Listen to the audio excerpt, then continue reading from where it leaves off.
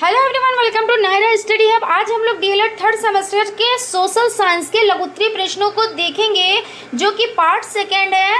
First part आप link पर जाकर देख सकते हैं, जो आपके एग्जाम के पॉइंट ऑफ व्यू से मोस्ट इम्पॉर्टेंट है। सो फ्रेंड्स, अगर आप हमारे चैनल पर नए हैं तो प्लीज़ सब्सक्राइब ज़रूर कर लें, और हाँ, अगर आपको वीडियो अच्छी लगे तो प्लीज़ एक लाइक ज़रूर कर दें। तो चलते हैं आज की सीरीज़ का फर्स्ट नंबर क्वेश्चन देखते हैं। फर्स्ट नंबर क्वेश्चन है, अकबर ने धार्मिक सहिष्णुता बढ़ाने के लिए क्या क्या किया। तो ये क्वेश्चन देखिए डीएलएड 2016 में आया हुआ क्वेश्चन है, इसलिए ये क्वेश्चन आपके लिए मोस्ट इम्पोर्टेंट हो जाता है। और देखिए इस तरीके से भी क्वेश्चन आ सकता है, सम्राट अकबर की राजपूत नीति की समीक्षा कीजिए। तो चलते हैं इसका आंसर देख लेते हैं।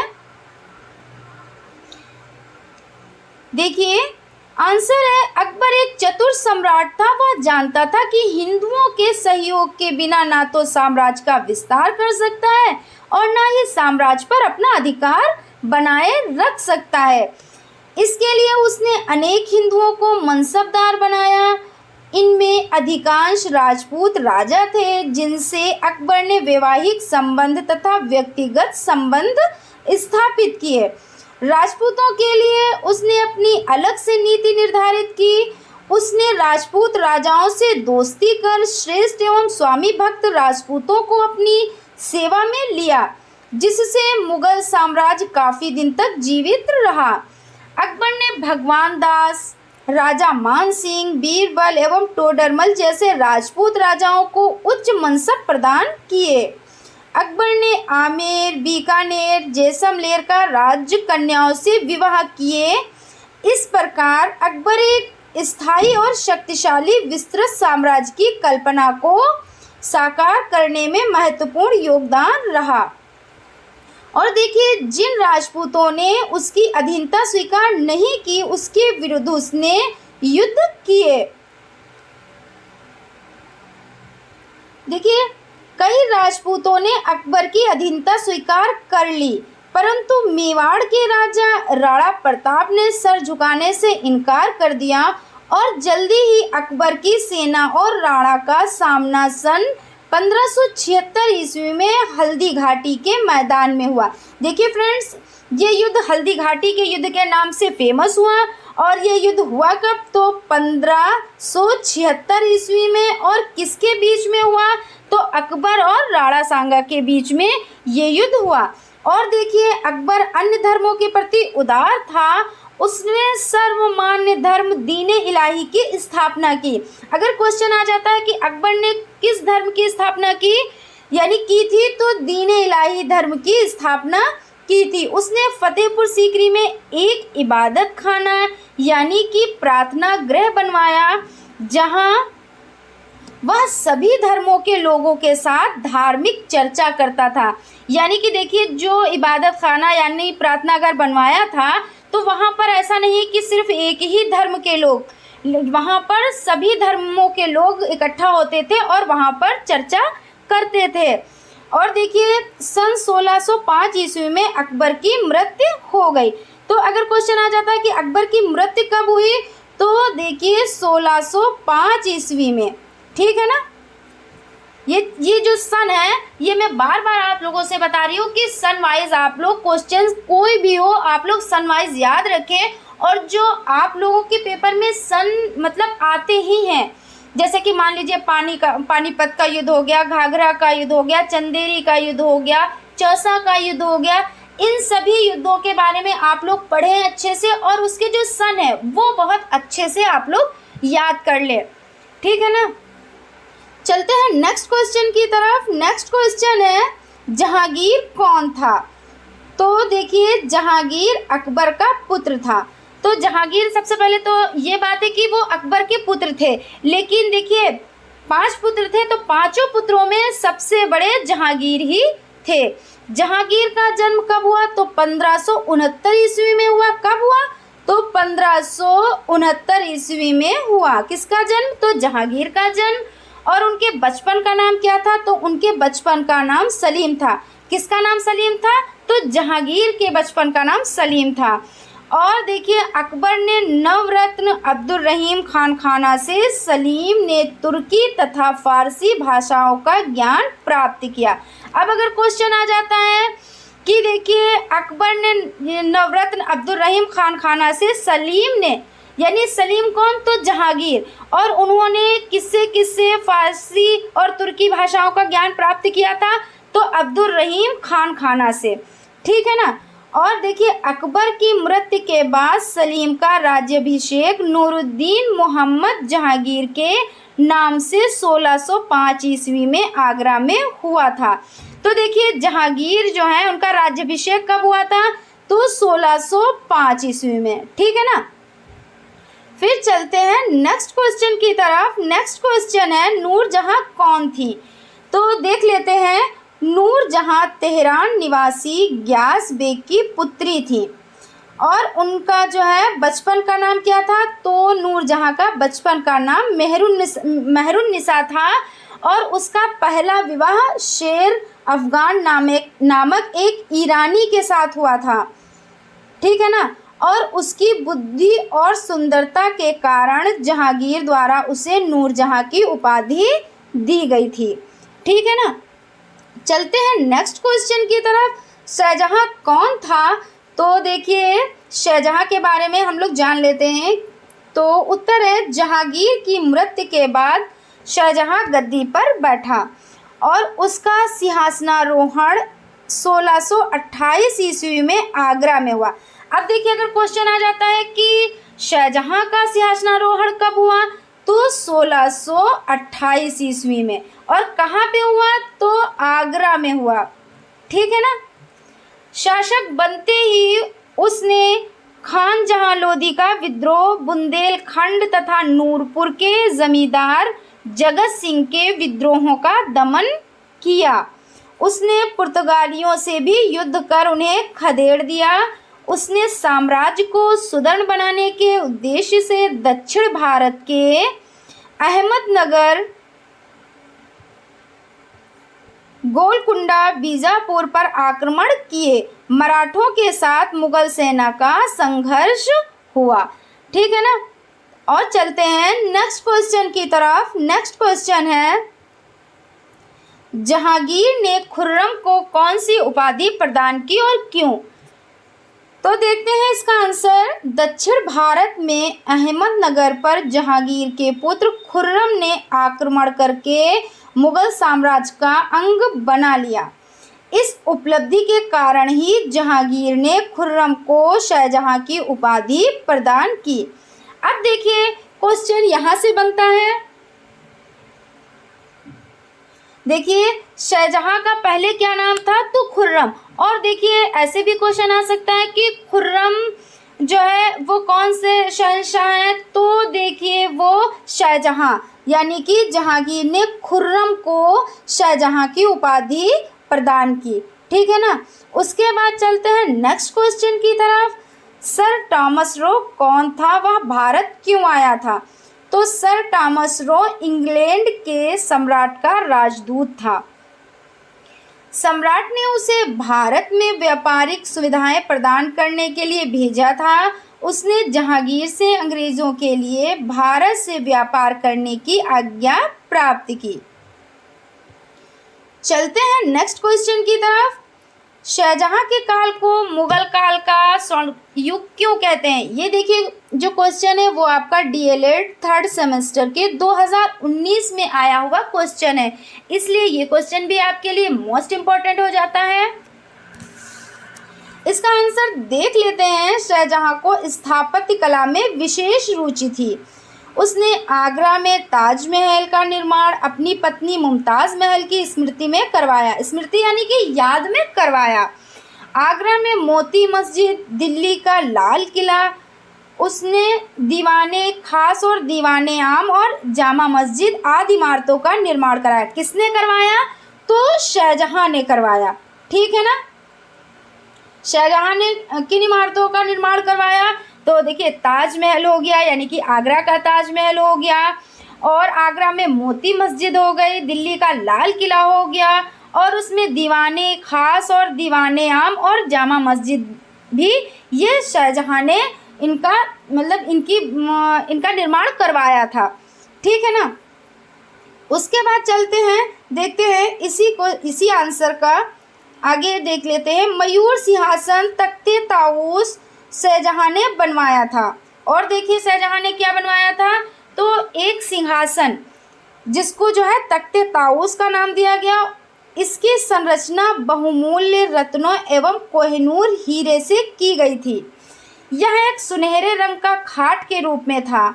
इसमें मीनाकारी किए हुए 12 खंभे थे तथा प्रत्येक खंभे पर 2 मयूर थे, जिसके बीच वृक्ष पर हीरा, पन्ना, मोती एवं लाल मणियों आदि से नक्काशी की गई थी, जिसे बाद में सन 1739 ईस्वी में नादिर शाह लूटकर ईरान ले गया। ठीक है ना। तो देखिए ये सन जो 1739 है, ये सन आप लोग याद रखें कि जो ये मयूर सिंहासन था, तो जो इसमें बहुमूल्य रत्न जड़े हुए थे, तो इसको कौन लूट कर ले गया था, तो 1739 ईस्वी में देखिए नादिर शाह इसे लूट कर कहाँ ले गया था, तो ईरान ले गया था। ठीक है ना। और देख लेते हैं इसके बारे में थोड़ा सा और डिटेल में पढ़ लेते हैं। तो देखिए मुगल शासक के अधीन भारत में स्थापत्य, चित्रकारी, साहित्य एवं संगीत का विकास हुआ और इस दृष्टि से मुगल काल को गुप्त काल के बाद उत्तर भारत का दूसरा स्वर्ण काल कहा जा सकता है। चलते हैं नेक्स्ट क्वेश्चन की तरफ। नेक्स्ट क्वेश्चन है औरंगजेब का सामान्य परिचय दीजिए। तो औरंगजेब का जो सामान्य परिचय है वो देख लेते हैं। औरंगजेब मुगल सम्राट शाहजहां का तीसरे नंबर का पुत्र था। किसका पुत्र था, तो शाहजहां का पुत्र था। और किस नंबर पे था, तो तीसरे नंबर पे था। और उनका जन्म कब हुआ, तो देखिए 3 नवंबर 1618 ईस्वी में दाहोद में हुआ। कहाँ हुआ, तो दाहोद में हुआ। औरंगजेब 1658 ईस्वी में गद्दी पर बैठा। और ये गद्दी पर कब बैठे हैं, तो 1658 यानी कि 1658 में गद्दी पर बैठे। इनके बारे में थोड़ा सा और डिटेल में पढ़ लेते हैं। तो देखिए औरंगजेब ने सत्ता संभालते हुए निम्न परिवर्तन किए। तो फर्स्ट नंबर पर हो जाता है औरंगजेब ने तड़क भड़क का परित्याग करके सादगी का जीवन अपनाया। ये चीज़ आप लोग बहुत अच्छे से जानते होंगे। और देखिए सेकंड नंबर पर हो जाता है मदिरा, भांग आदि के सार्वजनिक सेवन पर रोक लगा दी। और देखिए थर्ड नंबर पर जन आचरण पर नज़र रखने एवं अनैतिकता को रोकने हेतु मुहस्सिब नियुक्त किए। दरबार में नृत्य और संगीत पर रोक लगाई, किंतु संगीत को राज्य में प्रतिबंधित नहीं किया। और देखिए फिफ्थ नंबर पर देख लेते हैं, उसके द्वारा जारी सिक्कों पर से कलमा हटवा दिया गया। और 6 नंबर पर देख लेते हैं, जनता पर लगे लगभग 80 करों को हटा दिया गया। अब अगर क्वेश्चन आ जाए कि औरंगजेब ने लगभग कितने करों को हटवाया था, तो लगभग 80 करों को हटवाया था। ठीक है ना। और देखिए ये चीज़ आप लोग अभी पढ़ चुके हैं कि इनको तड़क भड़क जीवन नहीं पसंद था, इन्होंने सादगी का जीवन अपनाया था। ठीक है ना। चलते हैं नेक्स्ट क्वेश्चन की तरफ।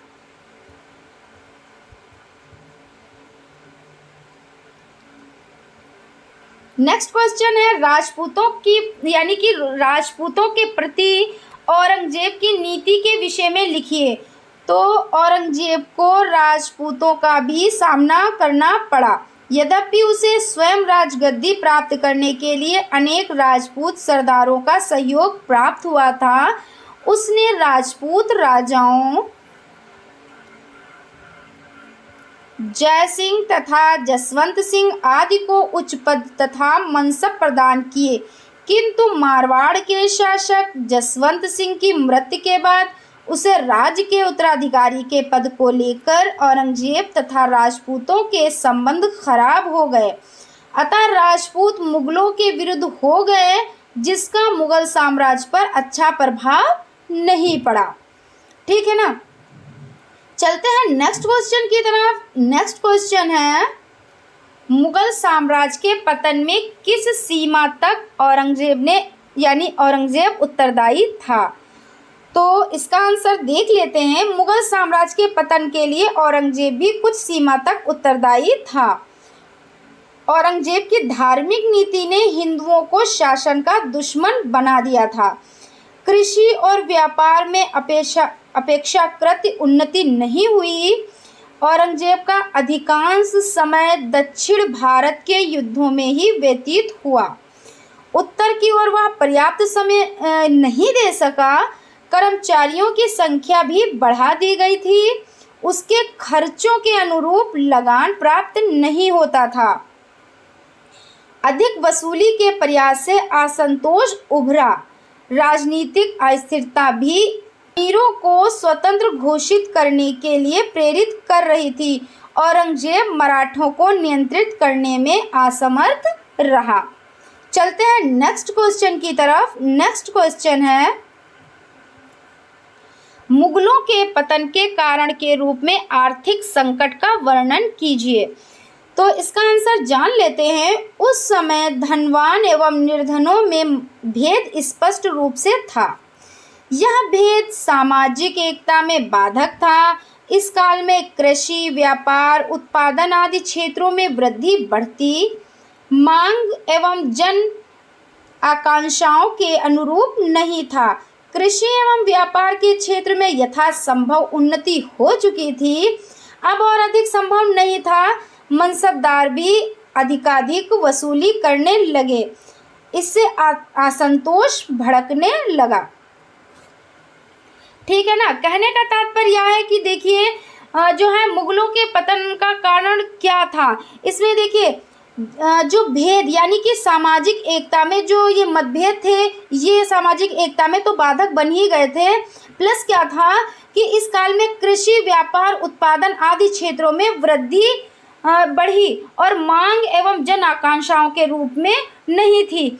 और देखिए कृषि यानी कि खेती में और व्यापार के क्षेत्र में जो है उन्नति यथासंभव हो चुकी थी और अब अधिक संभव नहीं था। इसलिए देखिए इसमें जो है मुगलों के पतन के कारणों के रूप में आर्थिक संकट का सामना करना पड़ा था। अब देख लेते हैं नेक्स्ट क्वेश्चन। नेक्स्ट क्वेश्चन है, औरंगजेब ने मुहत्सिब की नियुक्ति क्यों की थी? तो इसका आंसर जान लेते हैं। औरंगजेब ने मदिरा, भांग आदि के सार्वजनिक सेवन पर प्रतिबंध लगा दिया था तथा अनेकता को रोकने व जन आचरण पर नजर रखने के लिए मुहत्सिब नियुक्त किए थे। अब चलते हैं नेक्स्ट क्वेश्चन की तरफ, जो आज की सीरीज का लास्ट क्वेश्चन है उसको देख लेते हैं। सो फ्रेंड्स, आप अगर हमारे चैनल पर नए हैं तो प्लीज चैनल को सब्सक्राइब जरूर कर लें। चलते हैं आज की सीरीज का लास्ट क्वेश्चन देख लेते हैं। लास्ट क्वेश्चन है, औरंगजेब की धार्मिक नीति के क्या कारण थे? तो देखिए ये भी आपका डीएलएड थर्ड सेमेस्टर में 2019 में आया हुआ क्वेश्चन है, इसलिए ये आपके लिए मोस्ट इम्पोर्टेंट हो जाता है। देखिए औरंगजेब ने जाटों, सिखों, उत्तर पश्चिम के पठानों, राजपूतों, मराठों, मेवात तथा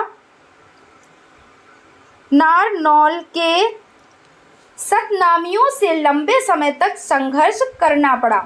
जाटों से संघर्ष 1669 से 1691 ईस्वी तक चलता रहा।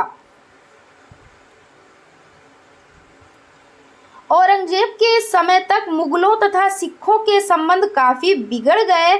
सिखों की शक्ति बढ़ती जा रही थी। उसे रोकने के लिए पंजाब के मुगल अधिकारियों व सिखों के गुरु गोविंद सिंह के नेतृत्व में युद्ध हुआ, जिससे सिखों की हार हुई। मुस्लिम से ज़कात, धार्मिक कर यानी लिया जा रहा था।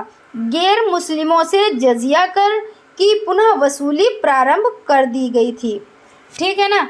और देखिए इसके बारे में आप लोग अच्छे से जानते होंगे कि अकबर के समय में ये जजिया कर हो गया, तीर्थ कर हो गया, ये समाप्त कर दिए गए थे। लेकिन औरंगजेब के समय में ये कर फिर से स्टार्ट हो गए थे, यानी कि शुरू कर दिए गए थे। और औरंगजेब के समय पठान अपना स्वतंत्र राज्य स्थापित करने के लिए प्रयत्नशील थे। अतः सन 1678 ईस्वी में कूटनीति एवं दमनकारी नीति अपनाकर औरंगजेब ने इनका विद्रोह समाप्त कर दिया। तो फ्रेंड्स, आज यहीं तक। नेक्स्ट वीडियो में मिलते हैं। Thank you.